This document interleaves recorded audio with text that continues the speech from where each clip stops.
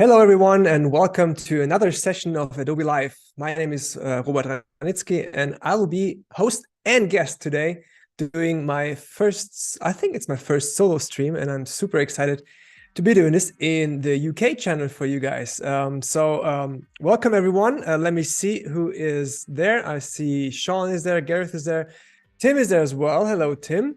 I'm very excited to be able to show you a couple of After Effects stuff today. So you might be wondering what it will be that we'll be doing. And just a little reminder, in case you are watching this on YouTube, it's probably a good idea to hop on over on Behance, because there is where is also the chat happening. So I'll have a look at the chat every once in a while just to see if there are any comments, questions, feedback, anything. And I'll try to answer them as good as possible, but this is where I'll be watching the chat, and this is where you can ask questions. So if you are on YouTube, hop on over on Behance and watch that over there. So and yeah, happy new year to everyone. This is my first stream in the new year in 2023. So let's make this a good, healthy, creative year for all of us. And I hope you give you a good start with my favorite tool, which is After Effects. So today we are going to be focusing on 3D basics. 3D basics as in 3D After Effects basics, because we have to differentiate a little bit between like real 3D and After Effects 3D. There are a couple of things we need to keep in mind. But I'll walk you through many of those, probably not all of those, because it's quite a topic, but hopefully you'll get a good understanding and a good overview of what is possible with After Effects 3D and what is not possible. So what we are going to try to do today is something like this. I'll just play that for you so you can see how it looks like. So we have a nice little 3D parallax animation. It's called The First of Us, in anticipation of one of the TV shows starting today, which I'll be watching tonight. And yeah, so this is just some illustration that I pulled off of Adobe stock. And we have a little camera movement in here. We also have a little bit of footage elements. And all this is layered in 3D, and I can show you how it looks like if we open that up in 3D space, so you can see how it is all distributed and how all this is looking. So we're going to talk about basic things like camera and depth and extrusion. We're also going to do a second part about how you can animate type, which is actually going to be the first part. This is how we're going to get started, and then we're going to do this animation here. And yeah, this will be our task for today. And I can show you a little trick what I do when I'm looking for stock footage. So I have a subscription for Adobe stock, so I have about 57 stock media left. But if you haven't subscribed or don't want to pay upfront for something, but want to use free content, you heard right, free content, there is something that's called kostenlos, which is, I have it set on German right here. I don't know where I can change it actually. Probably down below. Let me change that for you so you can see that English, where it is.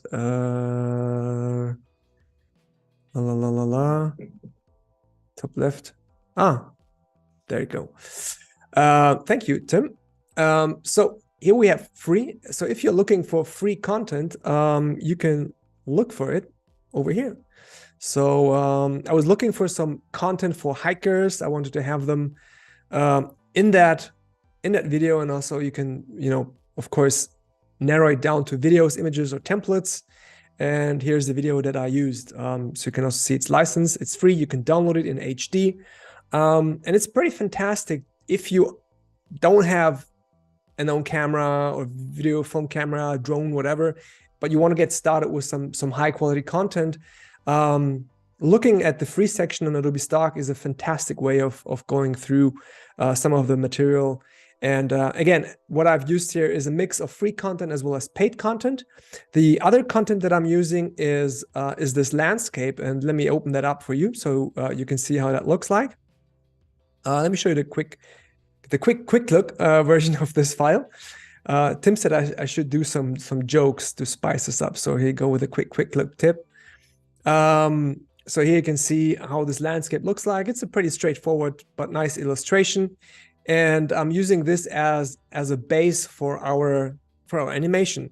And I will also show you how it looks in the original. I don't know if I have it. Let me see if I have it here in the downloads. There it is. Let me just put it here and open that up.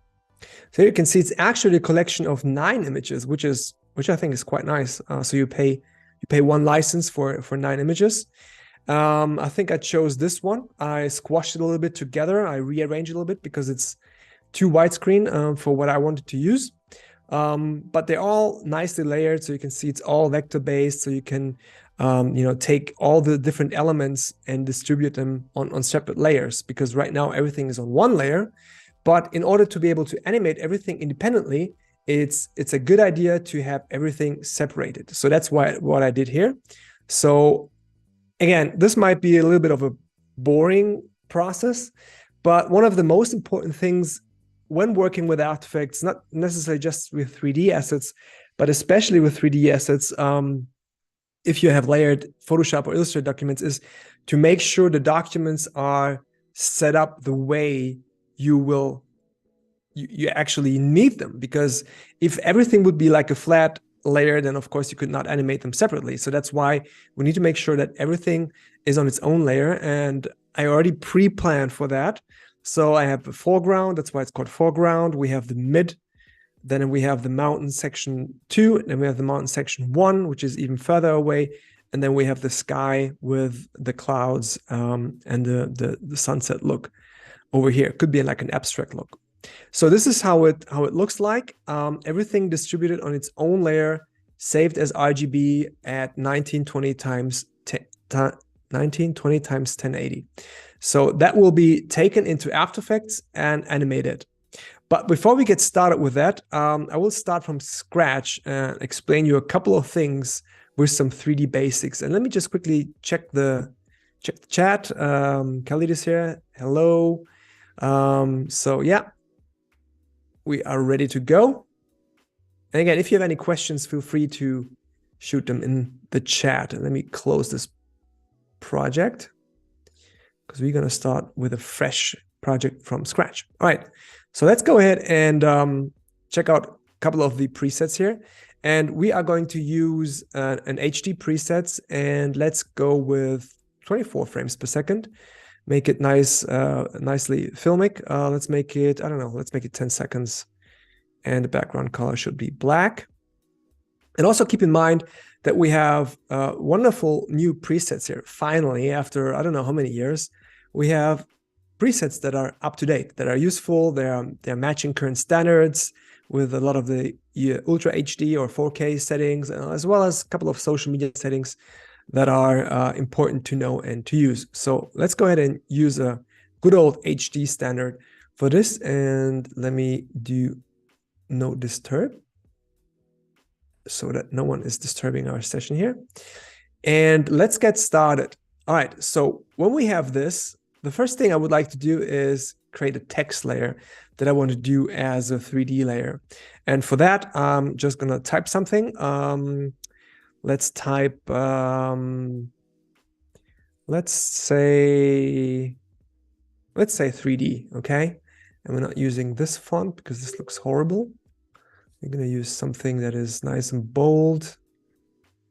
Let's go ahead and let's see what we're going to use. Why will I be using a bold font? Because there it's better to actually see anything that we will do with the edges. You'll understand in a few moments. Let me just go ahead and let's just go ahead with Futura. I think that's fine. And optics, and let's make it nice and narrow. Maybe a little bit more. And let's crank it up. A couple of quick tips along the way. As you can see, the text is now highlighted, and there's no way I can move the text to the middle. Well, actually, there's a way while being in the text edit mode. The trick to do that is to move the cursor out of the area of the type, and then it will change to the move tool. So I can move it around, and once I let go, I can edit the text again. So that's a nice little trick there. Actually, I'm not so happy with Futura, sorry. I'm very, very special with type. Let's use something core. I don't know, I don't like the 3. Let's go ahead and see what else we have. We could also go to Typekit, for example, and sample something from there. Do we have the, no, we don't have the bold. Let's go with the good old Helvetica new. I like the Helvetica. All right, let's go classic. All right, we have 3D here as a letter, and let me open up the properties for that. And if you don't have the separate dimensions set up per default, which you can do here in After Effects on general, and then you can say you want to have separate dimensions all the time in your properties. I don't have that at this point because I'm quite used to the way it works right now. But you can separate the dimensions, so you have X and Y separately as separate columns. I don't have it at this point. But what you can do here now is you can move it left and right, X, or up and down, which is Y. But if you want to have it in 3D, all you have to do is basically you have to toggle switches and modes on, or actually you can switch between the switches and the modes. So right now we have switches, as you can see here with the switches column. And if you go to modes, you have all the modes, the new track mattes, and of course the blending modes. But let's go ahead and activate 3D by clicking on the 3D cube icon here. And all you can see now is that the controller changes to that 3D so-called gizmo, the 3D gizmo, which allows us to intuitively select different axes. So if I'm hovering above the multicolored selector here, you will see that we have the X-axis, which is the red. We have the Y-axis, which is green. And we have the purple axis, which is the Z-axis, okay? And this is already something that we can use to manipulate the layers in 3D. So what we can do now is not just use the X and Y, but also the Z-axis, okay? So we can move it back and forward, okay? So depending on the camera. But I mean, it's not, I mean, it is 3D, but it's not, okay? It's like basically using a card, like basically using like a piece of paper that you are, let me just take this piece of paper that you have here that you can rotate, but it's always going to be like a flat piece of paper. It's never going to be a box. And that is super important to understand because these are the limitations of current After Effects right now. So you can extrude the text, and I'll show you that in a minute. But for now, this is the basic functionality of having 3D in After Effects. You can combine this with multiple layers, of course. You can separate them and space them out in 3D. And you can, of course, animate all that. And what is important if you're working with 3D is using lights and cameras, okay? Because right now, this looks super boring, so you can't really do anything with it. So what you need to do is you go to Layer, you go to New, and we're just gonna create a camera. And make no mistake, cameras are super crucial in terms of how you set up the camera. Is it 50 millimeter? Is it like a 24 or is it 85? So you can choose the focal lengths right here. And depending on what you want to tell, it's important to look at the focal length. A very good example is perception of speed. I don't know if you've seen that meme where, or that it's like it's not even a meme. I think it was, I think I saw it on Twitter, where someone mounted a camera on a train, and you can see the tracks. And if you have it with a telephoto lens, like with a high millimeter range, like 80 or 125 or 135, 200, the perception of speed is going to be super slow. But if you have it wide angle, then everything is just whooshes by and it feels really fast. And of course, the field of view is also bigger. So this alone changes a lot of what you want to communicate. So keep in mind, that you are choosing the camera with a purpose. So for example, if you choose like a super wide angle, then we can have a very, very distinct look. The same goes for depth of field. You can choose depth of field on or off, but you can also change that at a later point. So you don't need to worry about that right now. All right, so let's go ahead and click on OK. And for now, nothing really changes because it's using the front view that we have here in our view. But as soon as I open up the camera properties, you will also see that you have the same X and Y axis for the camera, but also you have point of interest as well as orientation in terms of how the camera is orienting itself, because you have to keep in mind the camera could be moving one way, but could be still looking like what I do right now with my head. I'm moving left and right, but I'm focusing on the camera to look at you guys. So you can achieve the same kind of effect with the camera. So that's why it's important to understand the point of interest versus the position of the camera. And the best way to visualize that is probably going into custom view. Okay, so custom view allows you to see everything from kind of like a bird's eye perspective. And it's important to understand how that works. So what you see here is the point of interest, which is the middle thing here. And here is the field of view. And depending on what camera I change or choose, this would change. So let me go ahead and choose like a 135mm camera. And now you can see drastically the difference. Okay, it's quite crazy, literally. In order to see the same thing, so if I go back to active camera, I can switch between both cameras and I can see the same thing. It doesn't really change for this because we're just looking at it frontally. But in order to have the same or similar look, this camera has to move way back because it's a zoomed lens. You know, it's a very high focal length with I think we chose 200, and this is the wide angle, and this will actually show you visually the vast difference.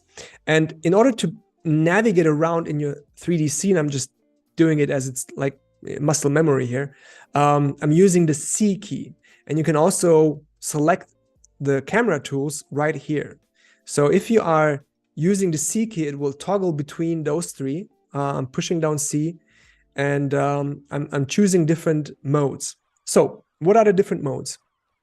The different modes are, the first one with that little planet icon is like the orbit mode. So you can orbit around depending on wherever you place the cursor, at least in the real view. I'll show you in a minute.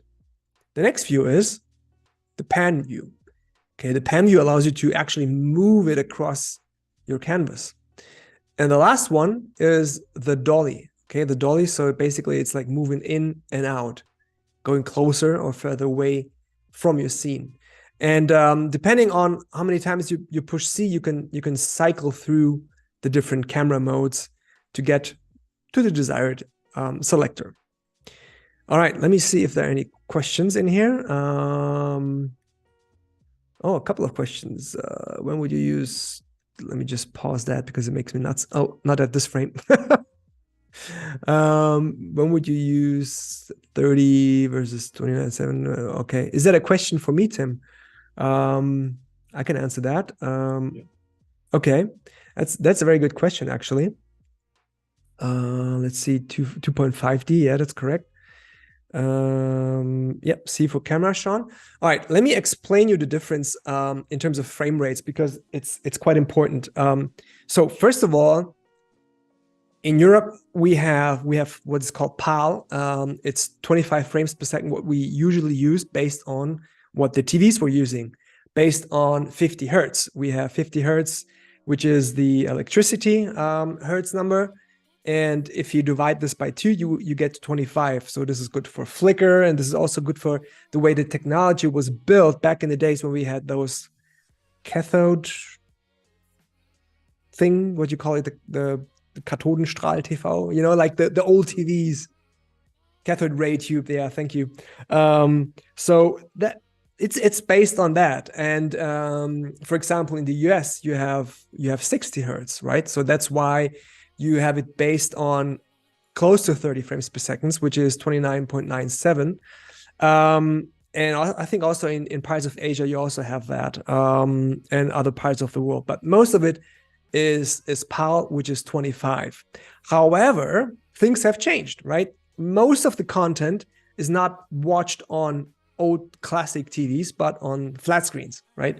On monitors, on devices like, handhelds, mobile phones, iPads, tablets, etc., computers. And those machines usually use refresh rates of 60, 120, 240 hertz.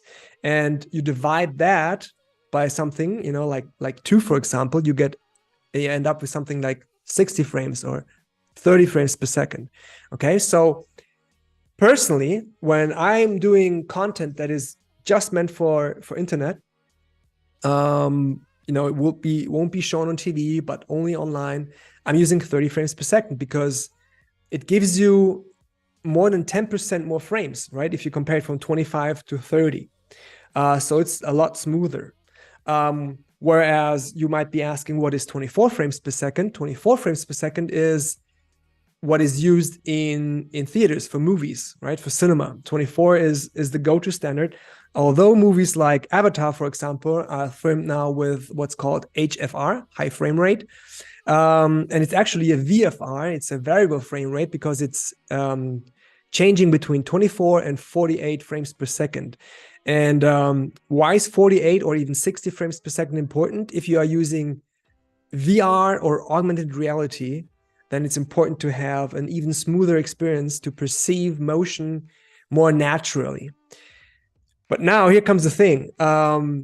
It looks much more like a soap opera then, because we're used to what we watched on TVs was usually 50 frames per second, but interlaced. It's going to be a whole different topic. But let's just keep in mind that 24 is for the movies and 25 is for TV standards here in Europe. 30 is for web, and anything above is more like an artistic thing, like a high frame rate motion graphics piece that at 60 frames would look super smooth and nice. I hope this explains it rather well. I choose 24 for this case because it's just less frames to render. So it's less, less stuff for the computer to render and to calculate. All right, so let's get back to our 3D world and what we can do with it, because there's tons of stuff I want to show you. We are here in our 3D void. Nothing really happening here, still empty, boring. So let's spice this up by adding a light to it. And once I choose the light option, I get multiple things I need to choose, right? First of all, the light type. Is it a parallel light, spotlight, point light, or ambient light? And I would like you to, I like to walk you through all those different lights because it's important to understand them, because just as important as the camera is for animation and 3D is lights. So let's go ahead and choose the first one, which is the parallel light, and let's make it warmish, not quite white, with a high intensity, and I'll explain why. If you look at the light like this, let's go ahead and let me just redo that step from this view. Fall off none, cast shadows, yes. Okay, so you will see that the light that is shining on this, and let me change the color of the type to something grayish. Doesn't change, right? Because the light is so bright that it's making it white. Okay, so I can turn down the intensity and you will see it in real time how it affects the look of that. And if it's super bright, it will become white because it's just so bright. But if we are nudging it down to something between 80 and 150%, it's still giving you this nice warm look. And the interesting thing is with the parallel light, you can see that with those rays here, it's basically emulating an infinite light source like the sun, for example. So that is good if you want to have like almost like an ambient light, but it's a very harsh light. So if we are creating a background here, so let's do a little background. Let's make it like a dark gray. Okay, let's put it behind it. Nothing happens. Why? Because it's not a 3D layer. Although it's still it still shows in the same composition, which is fantastic. It's not what we want to have. So let's turn on 3D for that. And all of a sudden you can see that it's affecting the light. It's taking the light color, but I want to move it back just a little bit. So back in the Z axis, maybe that much. And I want to scale it up again. So it's filling our canvas. So still looking very flat. But if we open up the 3D properties, and you can memorize that by saying all axis, AA, you can see the material options. And then I can turn on cast shadows.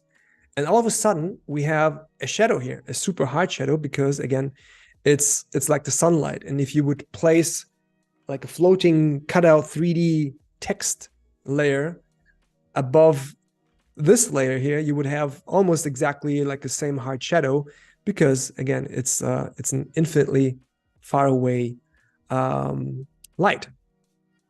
You can also activate and deactivate shadows from the light source itself. And of course, you can change the light intensity, sorry, the shadow intensity from this menu here. So that's our infinite light, parallel light, it's called. Let's go ahead and create another light. And this time it's going to be a spotlight. Spotlight, you get a lot more options.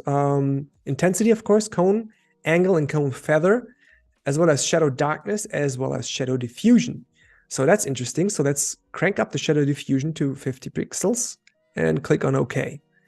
And now what we have here is very interesting, because all of a sudden we have, first of all, we have almost like a vignette effect, because it's using the light as a spotlight, which would be similar to what you would have in a studio, where you can also change the cone angle of the light. And depending on how far you push the background, the shadow will change. It will be bigger or smaller. If it's just a little bit, just a tiny bit, like 50 pixels off in the Z-axis, you'll get a much more different shadow compared to when it's far away, because physics. Okay, so this is how you can move that around. And of course, you can move the light around. And you also have a point of interest for the light, which is very interesting. So again, just as with the camera, you can have the light be fixed at a certain position, but move the light around in the terms of the direction of the light. And this can create a whole different look of effects and looks, right? So you can have it pointing down. Let's move it like really close. And let me just go to custom view. Let's move it almost up and down. So very close to the edge of the wall.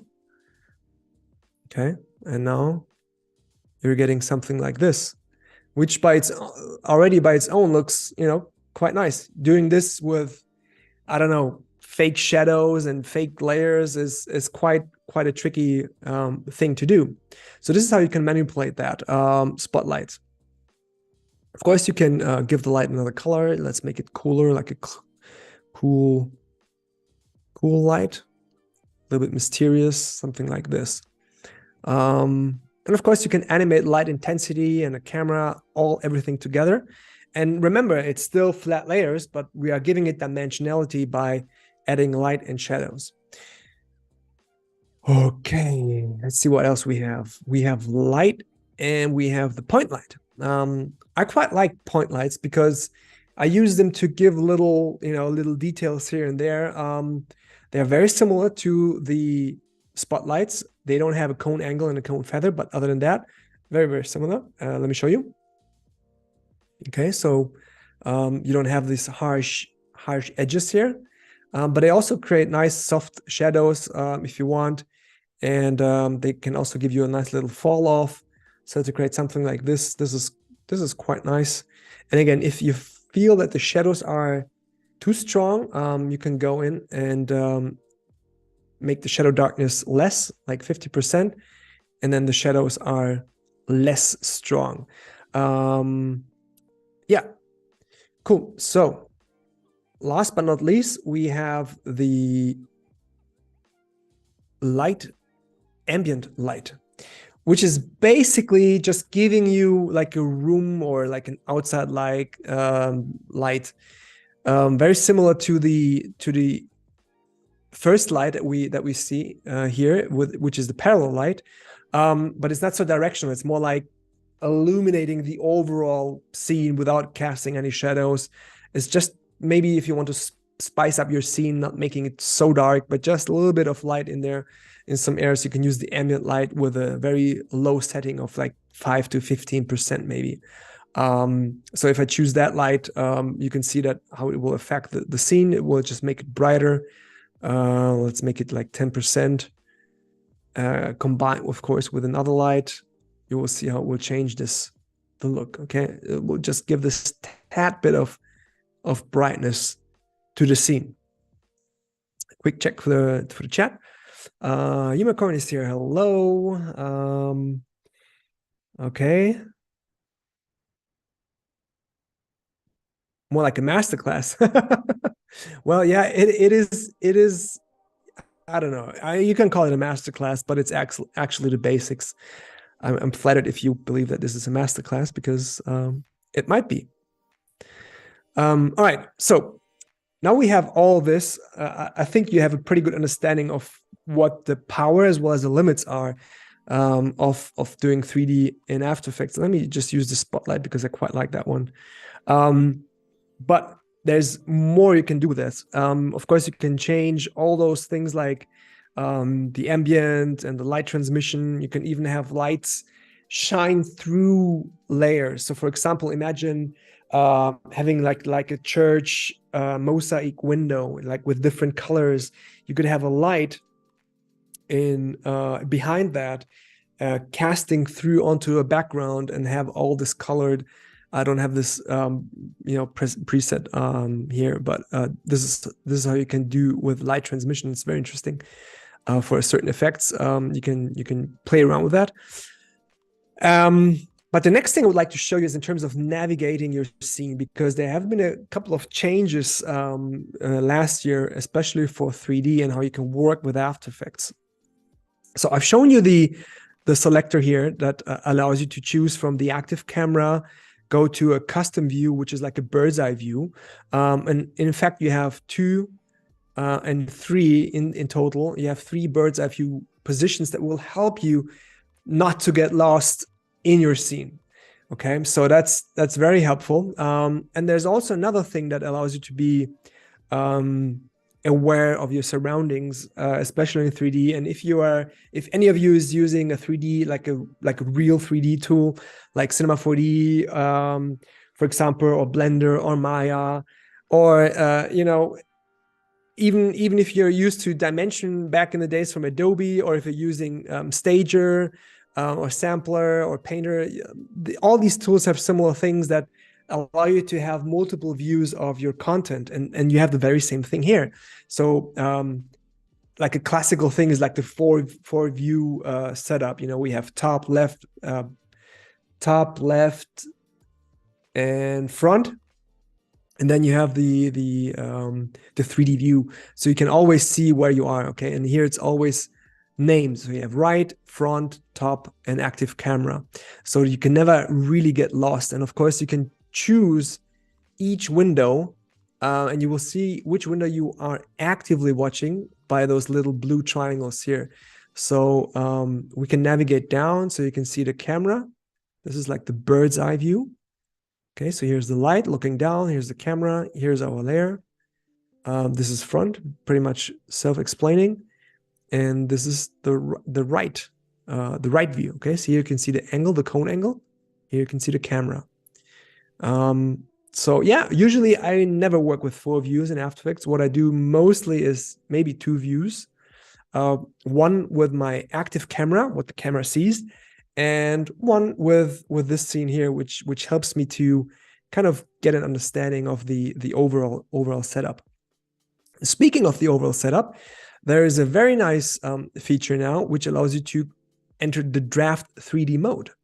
Draft 3D finally has the option to show you like a grid, like a floor grid that already gives you a much better understanding at first glance of where we are and where we want to go. Okay, so having the floor as a baseline, as a grid. I can also turn off the camera here and the light just to isolate that. You can already see that we are like dead in the middle with the 3D. It's intersecting it's splitting the background. So we could also push this up to make this kind of like a floor. And to access that, it's important to toggle on Draft 3D. Well, Draft 3D is not something that I would recommend rendering because, you know, quality-wise, it's a reduced version, but it's very fast. Okay, it allows you to see things fast, to lay out, to do animation, and you can turn on and off the grid right here. And what is even cooler is you can have an expanded 3D view, so you can. You know, until a year ago, I think it was only possible just to see whatever is in the frame. But if you have elements coming in from the left and from the right, it's good to have this being able to activate, because then you can see the whole world in 3D. So we'll talk about that a little bit more once we animate the illustration. Time is running, and that's why I want to show you one more thing in this scene here, which I think is pretty cool. So let's go ahead and go to active camera so we see this look again. Now, I spent a good amount of time explaining on how this is like a flat layer, okay? But what if I tell you that since a few years, you can actually extrude layers in After Effects and make them really 3D? I think a lot of people don't know this, and please bear with me if this is like something like common or old knowledge for you, but I will show it nevertheless. So if we open this up, you can see something that is grayed out. It's geometry options. So why is it grayed out? Because I can't change it. Why can't I change it? Because the way the current After Effects renderer works is it's not allowing for extruded objects. And of course, you can use third-party plugins like Element 3D, for example, or Sceneware to have OBJs, like real 3D objects in your viewer right here. But we want to create something and extrude that like we did with this text here. So I have to change the renderer from the classic 3D to the Cinema 4D renderer. And this will take a minute for it to compute. I'll just let it do its thing. Natural pause to have a sip of my water. All right, and nothing really changed at first glance, okay? We still have that. I think we still have the shadows. It basically looks the same. And let me just add a keyframe here for the camera because I quite like this angle. But let's go ahead and move on in on the 3D layer and turn sideways a little bit. And we're going to do something now with the 3D text, because now we have the geometry options active. And now I can start to extrude the text. Okay, and now I can make it like a real 3D text, which is quite nice, because I mean, we're doing this in After Effects. Okay, so this is nothing that we have to fire up like a real 3D tool. And it's already looking quite nice. Again, you won't be doing Avatar 3 with this, right? But if you're doing title animations, for example, this could be like a very, very interesting alternative. And it's rendering quite fast compared to what you're doing, okay? And you can composite everything on the final image and just hit render, go on a coffee break, and you already have, it's already rendering while I'm talking, so I can't even talk as fast as it renders. And we can even change the bevel style to make it like an angular or like a concave. Okay, so it's more like it has a different shape, or convex, which is like a very rounded look. And this already looks quite nice. Okay, it gives you this 3D-ish look, and here you can also, of course, change things like specular shininess. You can make it even shinier for the highlights. You can make it the specular intensity even higher. So these little edges will become brighter. Yeah, so this is how it looks. And this is a little bit dark here, so we can add a second light. Actually, let me try to use my point light that I have here. It's going to be way too bright, but I want to use something that is a bit warmer, and maybe 50%. And now we can use, because I'm lost, I don't know where this is. I know it's like on the left, but I can go to custom view. I can move it down just a little bit and move back. And now you can see it gives you this nice little yellowish tint. This is off, this is on. Yeah, it's maybe a little bit too strong. Maybe just do 25%. Just so you can barely make it out, but it will just help you to understand the shape. Yeah, and now when I hit render, our 3D animation will be rendered, and we can add all the effects on top of that. We could even move the light on, so it's kind of like illuminating the whole scene as we go. Let me just read through some of the comments. Liz is here. Hello, Liz. Thank you for the shout out on Instagram. I saw that. I see that you want to learn more After Effects, which I'm happy to support. Always a good thing. Okay, cool. No questions? No. All right. So let's check this out. Of course, adding more lights and more bevels will make this quite a bit slower, of course. But still, I mean, it renders as we go, and you composite everything on top of that. And I think this looks decent for a quick and dirty live thing right now. Let me just save that up. Here, 3D text. Okay, so let's go ahead and open up our different type of animation that we want to do. But actually, before we do that, I wanted to show you something else, because I almost forgot, but I didn't. So let me turn off the lights. As you can see, this looks like 3D-ish, you know, with shadows and all this stuff.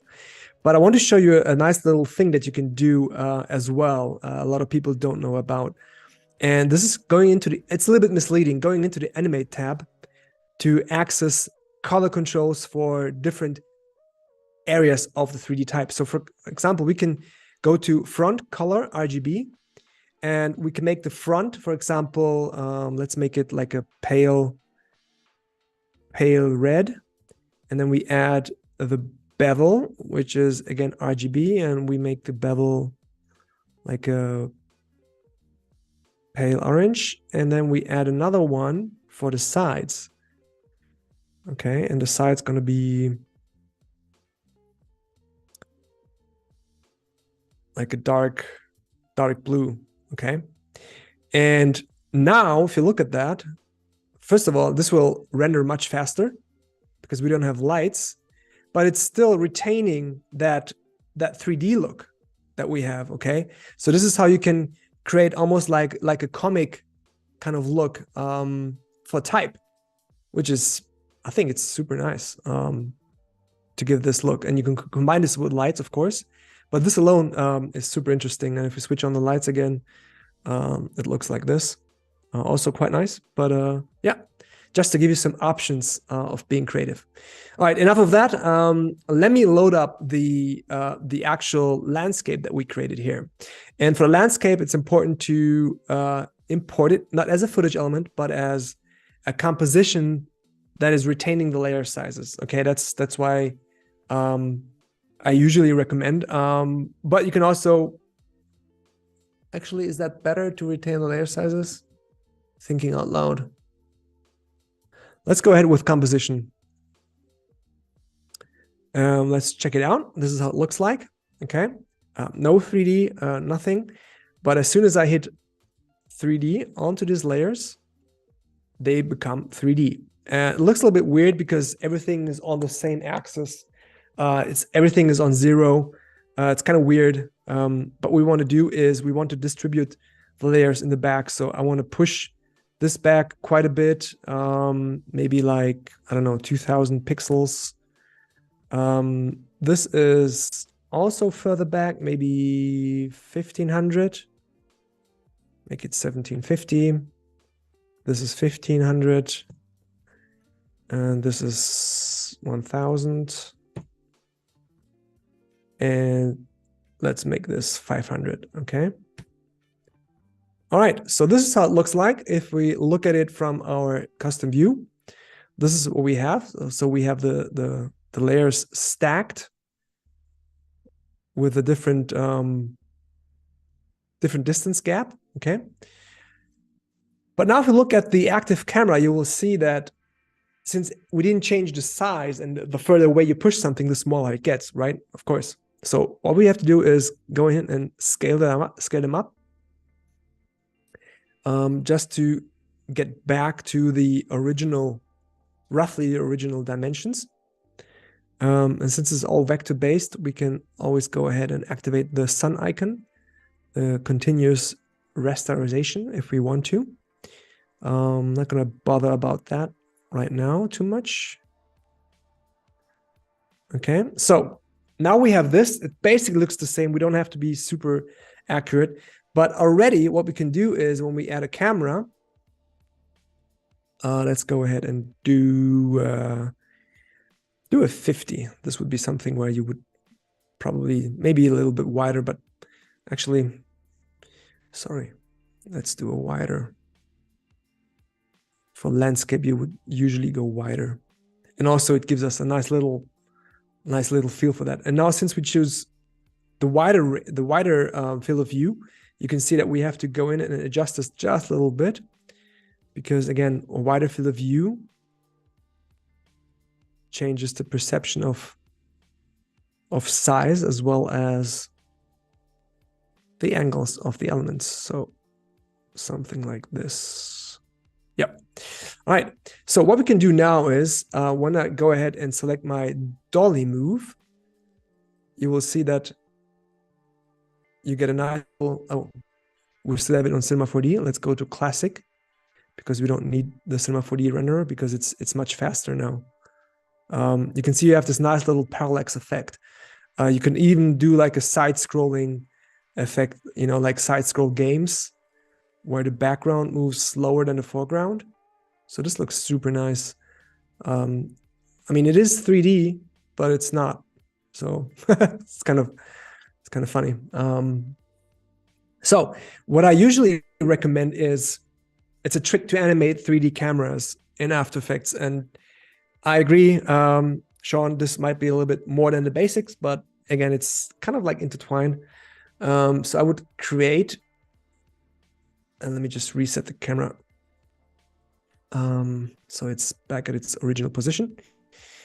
And what I would do is create a null object and make this null object a 3D layer, okay? And if you're looking at it from the custom view, you know, this is basically where the point of interest is, okay? And I can parent the camera to the null object. So when I move the null object, because it's just easier to control the null object, and you can combine the null object with multiple null objects. So you could have one null object that is moving camera to the front, and then have another null object that is turning, or you can animate the camera turning while you control the main motion with a null object. It's almost like putting the camera on a dolly that someone is pushing, okay? Like with a real camera. All right, so we have that. Let's check it out. And now if we want to move back and forward, all we have to do is animate the null object because the camera is following that. Cool. So the next thing I would like to do is just, you know, give you some add-on things, because this is the same technique that we use, just we'll spice up with a couple of things and an actual content to it, an actual look to it. And I would like to show you another thing is the depth of field, right? So depth of field is off by default. You can turn it on and nothing really changes because, you know, it is the way it's set up, the aperture, it's not the real aperture. It's not like 2.8 or something. It is different values. And there's also a math formula out there that allows you to calculate what would this equal in real photographic terms. But you can crank this up. And as you crank it up to some ridiculous amounts, you will see how this will affect the depth of field, okay? And if we look again, let's do the 2-point view. Here, okay? So you can see that nothing is in focus because the focus point is actually here, but this is further behind. So if we move the camera now further back, you know, this will become in focus. And if you move it even more, then these trees become into focus until they move out of focus again because the mountains come into focus. See that? That looks super nice. And this is how you can play with the real depth of field. And in fact, the depth of field we have on right now is fast rectangle. It doesn't look good because it's just using the box blur. And believe it or not, I was begging the After Effects team for years, I think that was about 10, 12 years ago, that I want to have like this nice bouquet, like in hexagonal, octagonal. And then this was my feature request, which was approved. So this is the Robert feature that you can have hexagonal and octagonal shapes here as a blur. It renders slower, apologies, but it looks so much nicer. But we leave it on fast rectangle and we leave it even on off now because I want to show you the last bit, which is integrating animated elements or video elements. And for this, I chose this one here. And let me interpret this with 24 frames per second. So it is running a little bit faster, I think. And let's put it into its own composition. Okay, here you can see how they are helping each other up. Oh, it's so nice. Oh, look into the sunset. Oh, cheering. Okay, so let's go ahead and add levels to that. There's two ways to go ahead. Let me show you the first one, which is threshold, which looks like this. At first glance, looks good, but the edges are really bad, jaggedy, not good. So for that, we're gonna use the levels. Sorry, here you go. The levels, and that will give you a nicer edge. Okay, it's not gonna be so bad. Just a little bit softer. Okay, and we're gonna add this as a luma mat. So how are we gonna do this? We duplicate this, toggle the switches, and we go ahead and define this as a luminance map. And now we have to invert it. So it's cutting this out. Okay, so here we go. This is our nice little couple. We're just gonna add this to the layer. And what we have to make sure of that it's, again, also a 3D layer. And it's very much in the foreground because it's at 0. So if we move the camera now, you can see how that looks. So we're gonna start here. And we're gonna move back for 4 seconds to 0 because that's where we want to start. And this looks a little bit bad because, you know, colors and everything is off.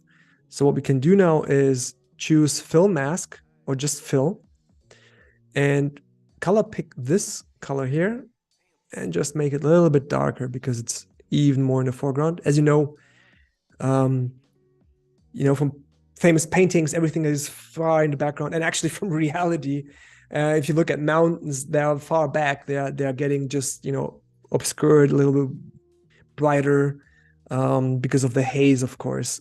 So basically the same thing happens.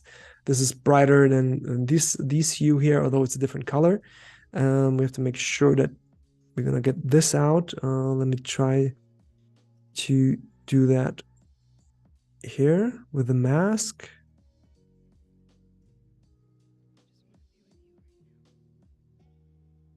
Okay, I'm not going to worry too much about that area. That should be fine. Okay, so these two are moving around. Everything is in 3D. And let's turn on, and you know what, let me render just half of it, because otherwise we're gonna wait very long. So it's out of focus, and it comes into focus as we are ending. And of course we should ease that out, ease in, and make this super slow, smooth, maybe 5 seconds.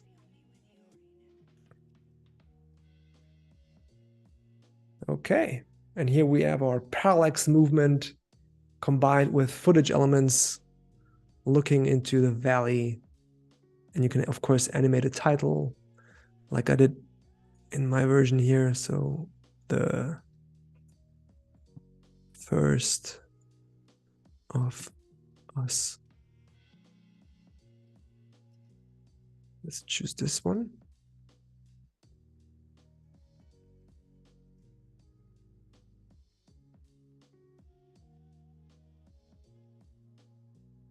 Okay, make it 3D. So we're flying through the type. You know, we could even make the type more towards the foreground. Just like this. Maybe like this. I think I like it when it's cut off a little bit. Even if it's blurred. I think it's quite nice. Gives a lot more dimension to that. Yeah, I'm happy with this. I'm just gonna check if there are any questions.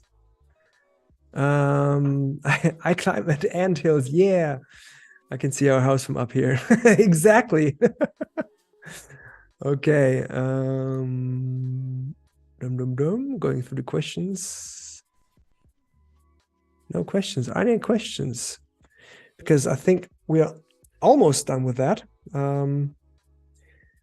But before we wrap it up, again, I want to point out that whatever we have here can be combined with anything that you're familiar with in After Effects. So if we are adding, for example, an adjustment layer with curves, for example, you know, this will be just as retained as with non-3D layers. Okay, so you can play with the contrast a little bit.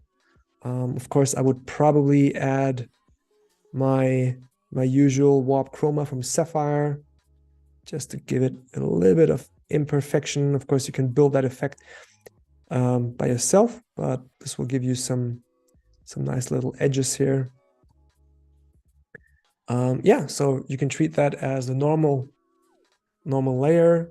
You can add grain to that, but yeah, I think this should be it from my end. Let me see if there's any last minute questions. How would you export this? That's a good one. Tim, you never cease to surprise me with good questions. Exporting is a good point, because I would add it to the render queue. You can also add it to the media encoder as well, but adding it to the render queue allows you to use the preview of the renderer in terms of how fast it renders, how long the frames are going to take. Let me get rid of that and go back to render queue. And since the last version of After Effects, there's also the version to export H.264 out of the render queue, because before it was, you had to get an MP4, you had to go through the media encoder, which was a pain. But now you can get directly to the H.264 render settings.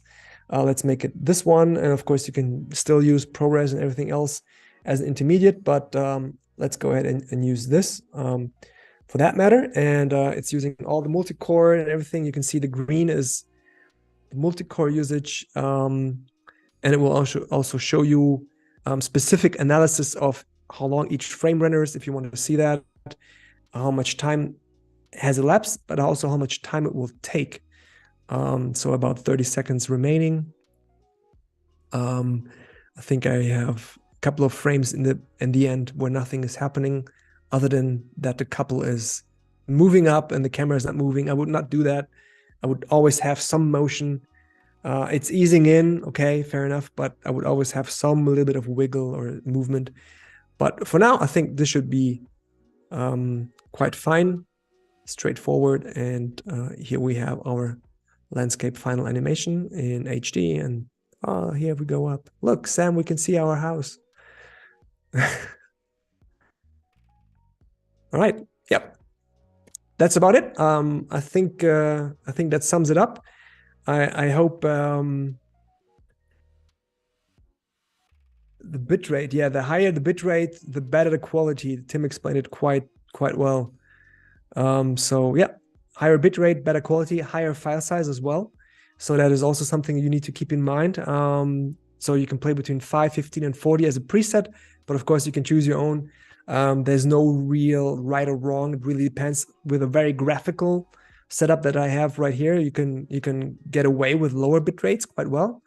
But if it's like a higher color fidelity, then you should choose higher bit rates as a rule of thumb. Hope that helps. Thank you so much, everyone, for tuning in, for watching. I had a blast doing my first solo stream. Make sure to check the Adobe Live schedule for further streams. And I hope to see you next time. Have a good day and bye-bye.